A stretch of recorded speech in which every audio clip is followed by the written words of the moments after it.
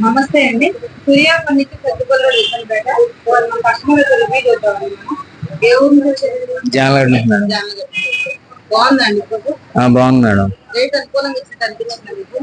అనుకూలంగా ఉంది మేడం. వేరే షాపులో చూసారా? వేరే షాప్ లో చూడలేదు మేడం. మీ మీద నమ్మకంతో వచ్చాం ఇక్కడికి.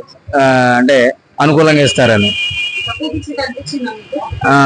పర్లేదు మేడం, సరిపడా దానికి తగ్గట్టు ఉంది అనిపించింది.